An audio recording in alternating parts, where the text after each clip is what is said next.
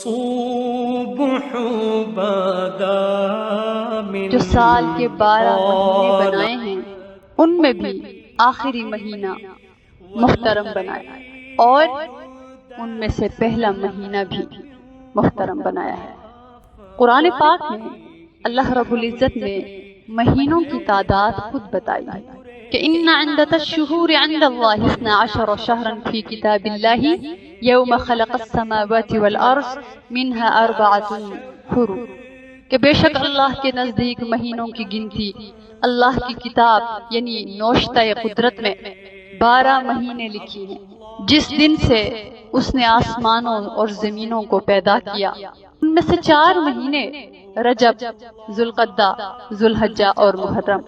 حرمت والے ہیں۔ فلا تظلموا فیہن انفسکم، فرمایا کہ اور تم ظلم نہ کرو اپنے آپ پر، ذالک الدین القیم، اور یہ سیدھا دین ہے، اور فرمایا کہ تم اپنی جانوں پر ظلم مت کرنا۔ وقاتلوا المشرکین کافہ کما یقاتلونکم کافہ واعلموا ان اللہ مع المتقین، فرمایا کہ بے شک اللہ رب العزت پرہیزگاروں کے ساتھ ہے۔ یہ 12 مہینوں کی کانسیپٹ انسانی نہیں ہے بلکہ اللہ رب العزت کی طرف سے ہے۔ ان میں سے 4 محترم اور پہلا مہینہ محرم بھی ہے، اور یہ بھی محترم ہے، بلکہ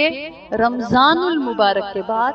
محرم الحرام سب سے محترم، سب سے عظمت والا مہینہ ہے۔ نبی کریم صلی اللہ علیہ وسلم نے حجۃ الوداع کے موقع پر فرمایا تھا کہ وَإِنَّ عِدَّةَ الشُّهُورِ عِندَ اللَّهِ 12 شَهْرًا فِي كِتَابِ اللَّهِ مِنْهَا 4 حُرُمٌ، کہ جس طرح قرآن پاک میں اللہ تعالیٰ نے ذکر فرمایا ہے، حدیث پاک میں بھی نبی کریم صلی اللہ علیہ وسلم نے آیت کے اس ٹکڑے کو رکھا اور اس کا ذکر کیا، اور نبی صلی اللہ علیہ وسلم نے فرمایا اس کا آغاز کرتے ہوئے کہ الا وان الزمان قد استدار، سن لو، دیکھو، آگاہ رہو، اب زمانہ گھوم پھر کر اسی جگہ پر آ گیا ہے، کہیئتہ یوم خلق اللہ السماوات والارض، جہاں سے کائنات کی پیدائش کے دن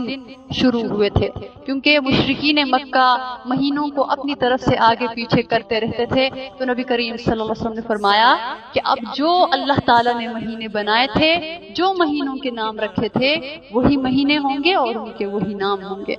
اور پھر اللہ رب العزت نے کہ رسول صلی اللہ علیہ وسلم نے اس آیت کو تلاوت فرمایا اور پھر فرمایا کہ بے شک مہینوں کی گنتی اللہ کے نزدیک سال میں 12 ہے، اور ان میں سے 4 مہینے حرمت والے ہیں۔ یہ 4 مہینے اسلام سے پہلے زمانہ جاہلیت میں بھی محترم تھے، اور ان میں سے 3 مہینے حج کے قافلے جایا کرتے تھے اور آیا کرتے تھے، کیونکہ اس زمانے میں ایسی سہولیات نہیں ہوتی تھی جو آج کل ہے، تو لہٰذا ان 3 مہینوں میں وہ جاتے تھے، سفر کرتے تھے اور ذی الحجہ کو پہنچتے تھے، اور پھر اس کے بعد باقی ایام وہ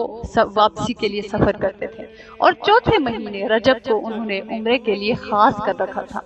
ان مہینوں میں جنگ و جدل بند کر دی جاتی تھی، لڑائی کرنا، خون ریزی کرنا، اور ہر طرف امن و امان کی صورتحال۔ اللہ اللہ اللہ